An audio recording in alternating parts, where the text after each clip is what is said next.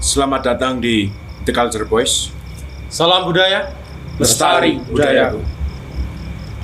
Pada kesempatan kali ini kita kedatangan culture people. Mungkin boleh perkenalan dulu. Nama saya Roy Traja. Saya seorang culture people. Itu aja. Tema kita kali ini adalah tentang kesetiaan. Kalau Mas Roy sendiri punya keresahan apa sih tentang kesetiaan? Aku ada, Mas. Akhir-akhir ini ada satu lagu. Iya. Judulnya Maharindu. Di lagu tersebut sangat menekankan diksi kesetiaan. Itu ada pada bagian referen. Kesetiaan ini ku persembahkan. Oh iya. Nah, kalau menurut Mas Anjar sendiri, kesetiaan itu apa sih?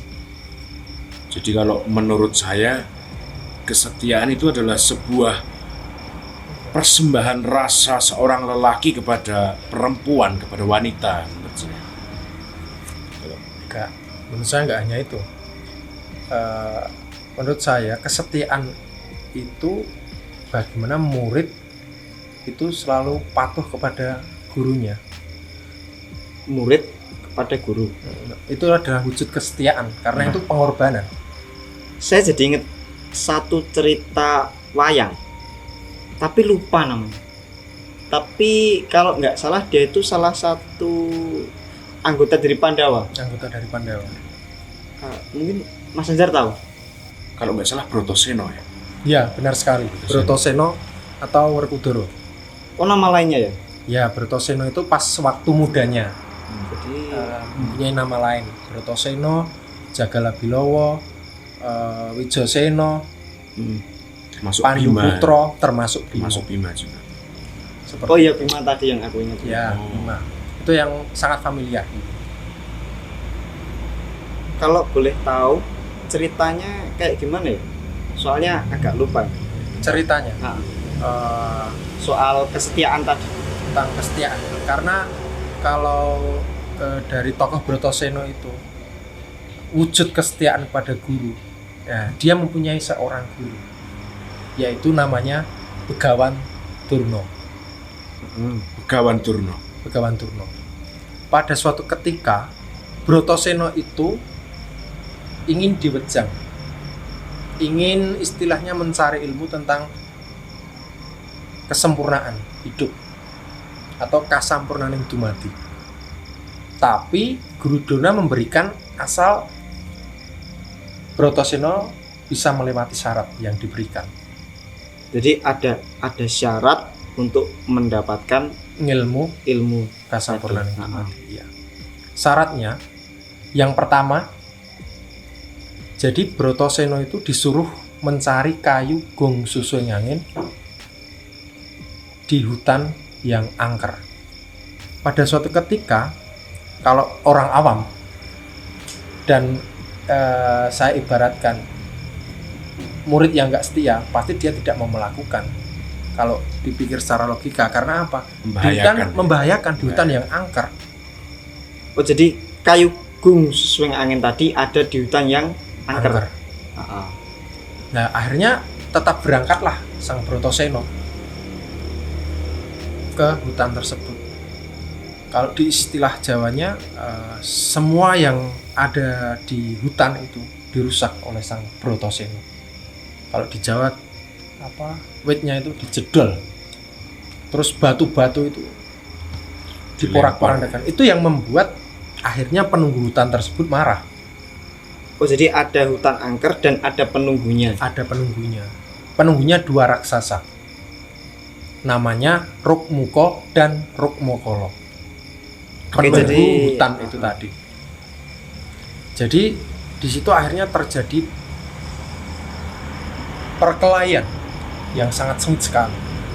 Karena raksasa juga kuat, tapi di sisi lain Brotoseno dengan mengemban kesetiaan itu tadi, dia juga mempunyai tekad yang kuat dan merupakan sosok kesatria yang tangguh, bandel, tidak pantang menyerah untuk mewujudkan kesetiaan itu tadi. Akhirnya apa? Berperang melawan raksasa Rukmuko dan Rukmokolo. Tuh. kembar ya. kembar. Kalau dilihat dari namanya seperti kembar. Iya. Akhirnya Bratasena berperang pada suatu ketika. Akhirnya kepala dua raksasa tersebut bisa dipegang oleh Sang Bima dan akhirnya dihantamkan, atau istilah Jawanya didukumbo antara Rukmuka dan Rukmokolo. Itu cara mengalahkannya, Membinasakan membinasakan lebih tepat ya. mengalahkan dua raksasa tersebut. Karena kalau di satu-satu Itu hidup lagi apa kalau istilahnya kan Bratasena itu mempunyai senjata yang terletak pada kuku. Coba ada yang ingat kuku apa? apa Mas Roy? Bener nggak kalau kuku Pancanaka? Kuku Betul sekali.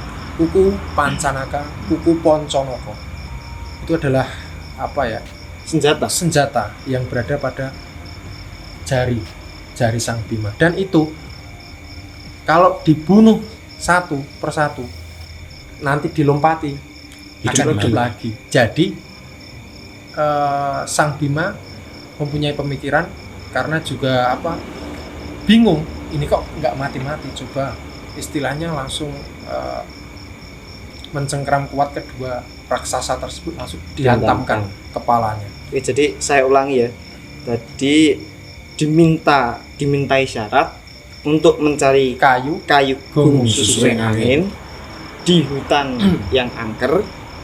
Terus pada waktu mencari si Bratasena itu tadi yang tanaman-tanamannya itu memporak-porandakan hutan-hutan. Terus ada penunggunya yang marah. Ternyata penunggunya itu kembar, dan cara Bratasena mengalahkannya dengan dihantamkan kedua kepala raksasa tersebut, atau istilahnya didukumbo. Didukumbo. Ya. Setelah itu Ternyata keelokannya dua raksasa tersebut penjelmaan dari dewa, yaitu Bathara Indra dan Bathara Bayu. iya pernah dengar sih. Ya, karena kedua dewa tersebut, kalau istilah Jawanya kalau di pewayangan, entuk soting dewa, mendapatkan hukuman dari dewa karena melakukan kesalahan. Dan yang ternyata secara tidak langsung yang membebaskan hukuman itu tadi adalah si Bratasena. Jadi memang kedua dewa tersebut terkurung dalam wujud raksasa yang kembar itu tadi. Terkurung dalam raga raksasa. Raga raksasa. Sebentar Mas. Tapi kalau nggak salah Bathara Bayu adalah Werkudara adalah titisan dari Bathara Bayu. Iya. Oh memang benar. Karena Dewa Bayu itu adalah dewa angin.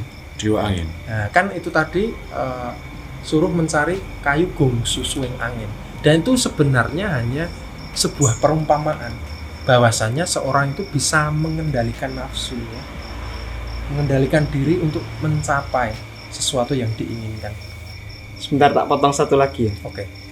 Tadi Mas Anjar bilangnya titisan. Titisan.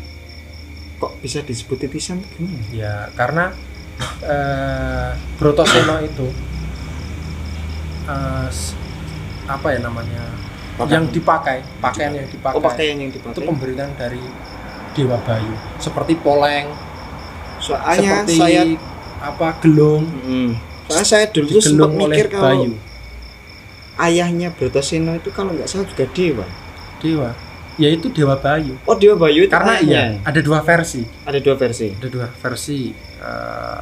Yang satu itu istilahnya anak dari seorang Pandu Dewanoto.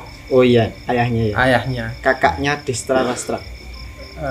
Iya. Bukan adiknya Destrarastra. Oh, adiknya. Destrarastra, Pandu, Yamawidura. Itu semua cacat. Terus tapi kan pada waktu itu Prabu Pandu mendapatkan kutukan dari Resi Kindomo karena yang memanah kidang, yang ternyata kidang itu adalah penjelmaan dari seorang resi. Nah, terus akhirnya Kundi itu kan mempunyai aji yang bisa mendatangkan para dewa, kan seperti itu. Akhirnya karena di satu sisi memang Pandu itu nggak bisa istilahnya nggak bisa mempunyai anak karena itu tadi kutukan dari Resi itu tadi. Di sisi lain Dewi Kunti tetap bisa istilahnya apa ya, mendatangkan dewa, dan pada waktu itu memang Dewa Bayu yang didatangkan dan lahirlah Bratasena yang mempunyai ciri-ciri dan sandangan atau pakaian yang dikenakan oleh Jadi Dewa Bayu. secara perawakan Bratasena itu hampir mirip sama Batara Bayu ya? Betul sekali. Kembali ke cerita itu tadi. Akhirnya kan setelah mengalahkan dua raksasa itu, kalau di istilahnya Badar itu akhirnya kembali ke wujud Batara Indra, Batara Bayu. Dan apa ya, rasa terima kasih dari Dewa Indra dan Bayu, Bratasena itu diberikan cincin namanya Sesetyo Manik Candromo. Oke. Jadi setelah mengalahkan, karena itu diberikan cincin karena secara tidak langsung istilahnya meloloskan dari kutukan. Oh, berarti kayak sebuah hadiah gitu. Hadiah, betul. Manfaat dari cincin yang diberikan itu apa ya? Manfaat dari cincin itu tadi, bila mana seorang Bratasena atau orang yang mengenakan cincin itu, dia berada di samudra. Seketika meskipun di situ istilahnya apa, keadaan samudra sangatlah mengerikan, tapi dia tetap bisa tenang dalam samudra tersebut. Dalam arti hatinya tetap tenang. Dan istilahnya dia juga bisa istilahnya menyeimbangkan raganya itu dalam samudra tersebut. Kembali ke awal banget tadi. Kita kan sebenarnya di sini mau ngomongin soal kayu gung susuing angin. Lah itu nasibnya gimana? Ya sebenarnya kayu gung susuing angin itu istilahnya kalau di istilah Jawa itu hanya sanepan. Kayu gung susuing angin, susuh angin itu napas. Napasnya apa ya? Napas orang, napas sang. Di situ hanya diibaratkan bahwa kayu gung susuing angin, siapapun yang bisa mengendalikan hawa nafsunya.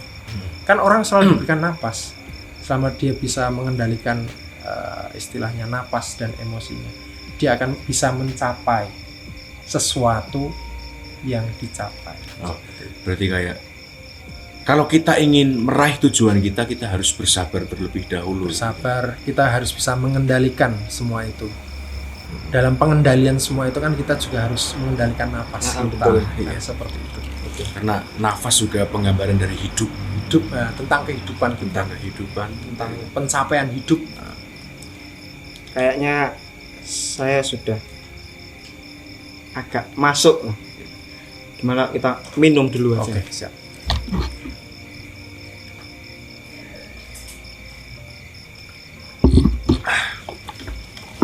Terus setelah mendapatkan sanepan tadi, iya, kayu gung susuing, si Durna itu langsung mendapat apa yang kesaktiannya tadi itu, apa yang Bratasena. Durna kan Durna kan gurunya, ya kan? Jadi kan pada waktu itu